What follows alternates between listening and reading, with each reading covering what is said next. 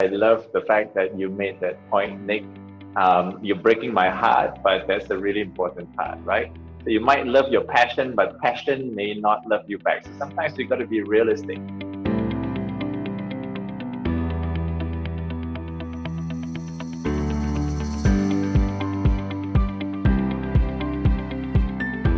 So two-pronged to today. I'm gonna put Colleen and Nicholas on the spot here and ask them for their opinions and their thoughts about what's happening today. And the second thing that we're gonna do is hopefully give all of you who are business owners, employers, and so on and so forth, an insight into what the millennials are potentially looking for, what they are thinking about, and that will help us become better bosses, better employers. All right, so let's get started. Can you give us a little bit of background about yourselves? Tell us a little bit about yourself. Nick? My name is Nick. I'm 20 years old, 21 this year. Mm-hmm. I'm a personal trainer right now. And Muay Thai fighter and stuff like that. Hi everyone, I'm Colleen. This year I'm 22 years old. I'm an MMA fighter by profession. I also do a bit of personal training as well to earn some income.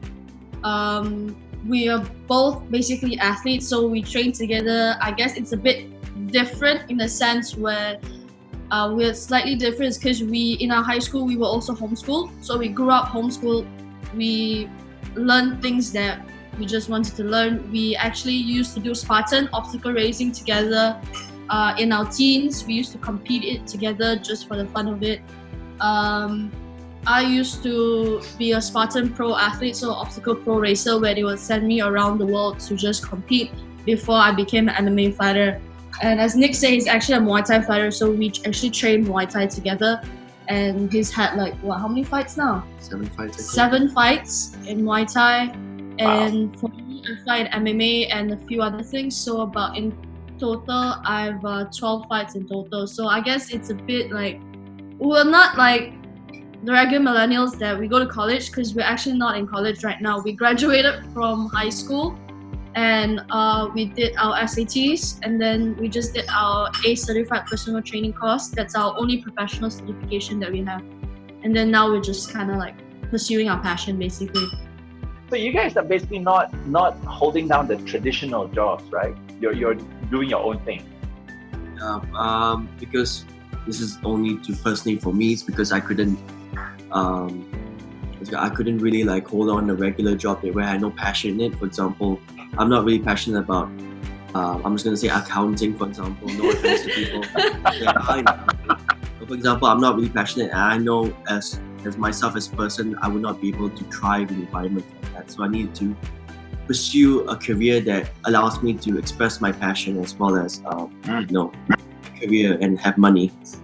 For me, it's kind of how you say, I grew up, when we all grow up, we always have all the different kind of things we wanted to do, and it's never been an office job. I can't physically sit still for an extended period of time.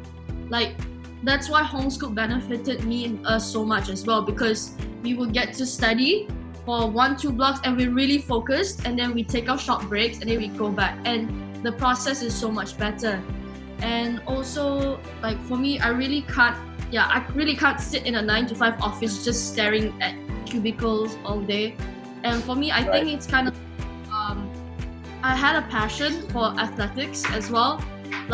I played basketball since I was a kid competitively, and then I've always been active. So going into MMA right now, it was perfect. Plus, it's quite hard to say, but it's quite addictive, to be honest.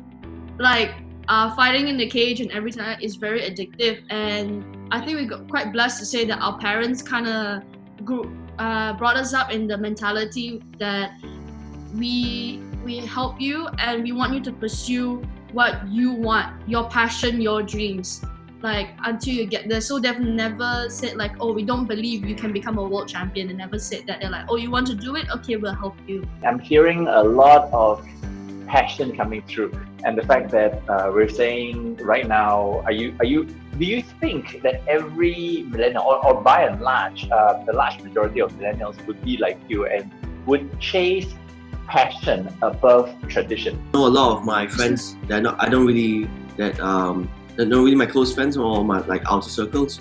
They're doing more traditional jobs like hotel management, what's it called, F&B industry, stuff like that. I think like Nick said, it's really true.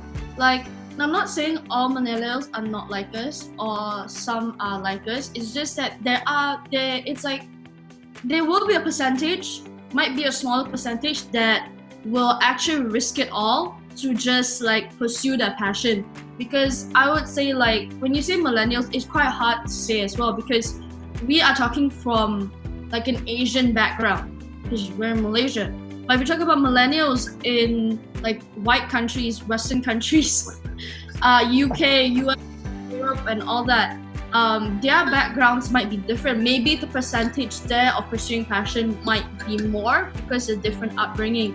But for us, like Nick said, we have friends who pursue like going into college because they want to as well, not because like they're forced to. There are some that are, but actually it's the same with me. Like, most of my friends are actually not my age. Majority of them are actually like 25 years old, 30. They're all older than us. So I think if you have like people who are always passionate around you, you will have more inclination to actually pursue your passions and everything like that. If you're always around people who are very like, very traditional and stuff, there is an inclination that you can go into that as well. I mean, if you talk about psychology and all that. How is it working out for you guys during this so-called crisis? Everybody's staying home.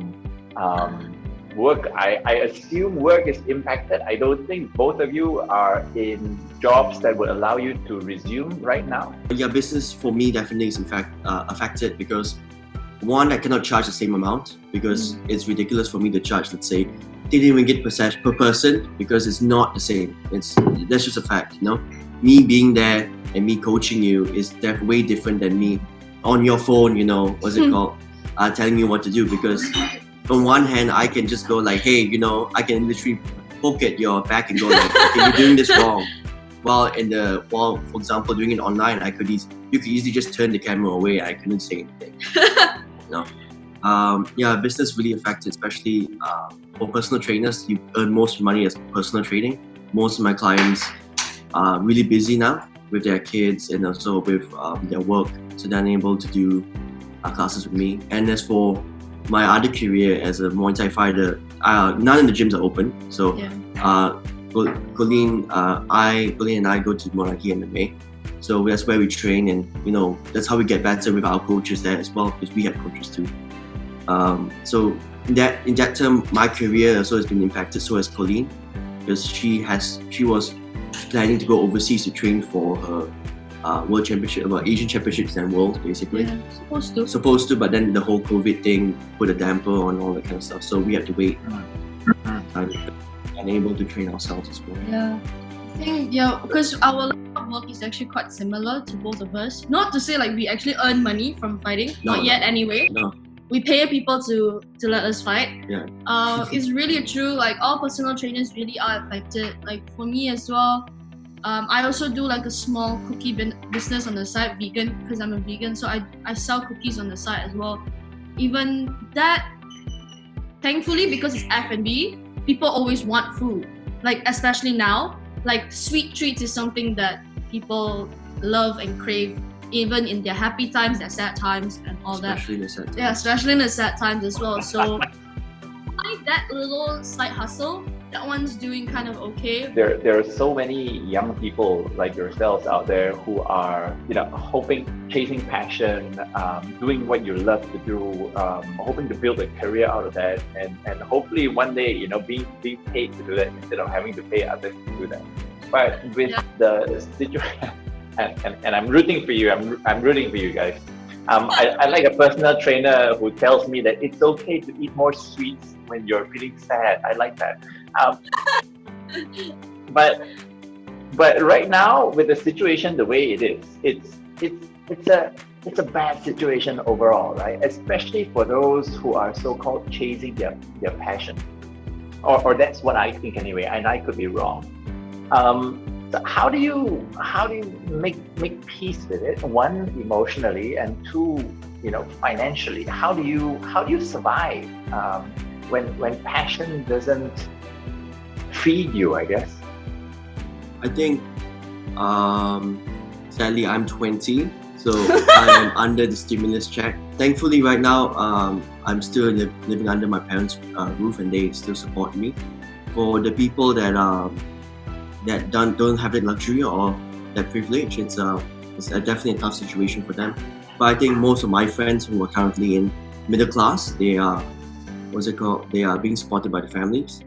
And as for the passion not feeding, to be honest, our passion's like going to take years before it potentially feeds us. It's like she's still amateur, I'm still amateur. Maybe it takes her right now probably 2 years until she becomes a professional fighter in like ONE FC, UFC, or she can take a fight tomorrow, for example. Woo! Yeah.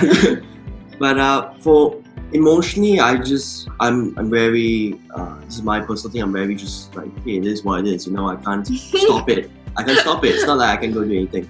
How I resolve from it is that I try to use this time when I didn't have it. For example, it's like 2 months. Yeah. 2 months, I try to pick up skills that I always wanted to, but never had the time for because my schedule was so hectic.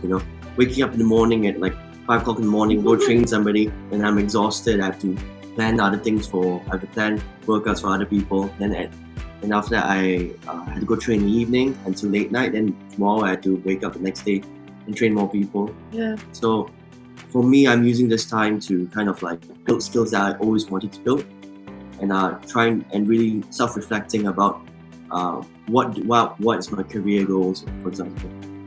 I agree with Nick. Like for me, like if we start like financially as well,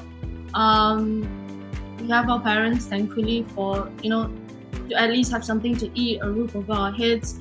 But to earn money, we just need to be a bit more creative, like doing online classes is a way. At least we're earning a little bit of money as well. And for me, selling my cookies is also like a bit of income here and there. So I think it's just that we kind of realized, okay, we need to get a bit more creative. Thankfully, we know how to use social media and all that. So it's helpful as well because we kind of know how to learn how to work the online stuff.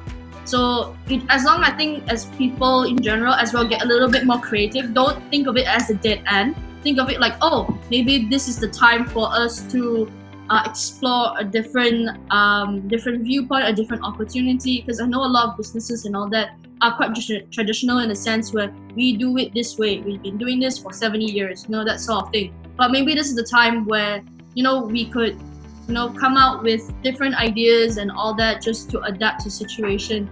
For me, like emotionally and mentally, how we kind of is exactly same like Nick, like how bad boys, USA. Yeah. Like it kind of like, okay, you can't control it. Like I'm the kind of person who plans ahead everything, and to have like a curveball thrown, you just kind of have to be like, okay, you know what? It's okay. This is not something that you can control. So make the best out of it. Like with Nick, just like Nick, I'm also learning new skills. For me right now is rehabilitating my body through years of all my competitions. I've injured my body countless times, but I've never let it actually rehabilitate or heal. So this time I kind of told myself, like, you know what? You can't train, it's okay. But you know what? You're gonna fix your body from your base zero. You're gonna make sure that everything is perfect. By the time the gym's open, you're gonna train and there's not gonna be any pain or anything anymore. Can you share with us a little bit about what kind of skills you guys are picking up? What's it called? Before the MCO, actually, I wanted to pursue a career in acting and and in the arts. So this time I'm currently using it to learn more about the arts. For example, learning music theory. For my girlfriend, who is a grade A, is a professional musician, so I'm using her for free lessons as well. Learning about she's a professional dancer, so she's teaching me too, and learning about acting and learning about all the arts in general, just to become a better future artist. For me, it's skills. For me is like language. I've always wanted to be more fluent in my French because I can speak Mandarin already. So this kind of time is kind of like for me to brush up on my French, to kind of improve on it as well. And of course, for me, it's also learning because I love to learn new things. I love learning new things. But when you put a test on it, I hate it. And you can ask any millennial this. A lot of us actually love to learn things. Like, why? Otherwise, why do we actually go for actual lessons? We pay for classes and all that. Like some millennials, like some of my friends, like Nick, they go to acting classes and stuff. But they are willing to learn and do the homework. But if you put them in a school and you put a test on it, none of us like it. So for me now, it's just learning more about nutrition, learning more about a bit of psychology just for the fun of it. So like I just read books and all that. Like right now I'm doing a bit of research for a talk on veganism. So even that also, it like as a vegan, it helps me like go more in depth as well. So it's just like that. For me, that's kind of like the skills. It's just language and just more knowledge. I just love to have more knowledge. So I mean, maybe this will help you understand millennials more.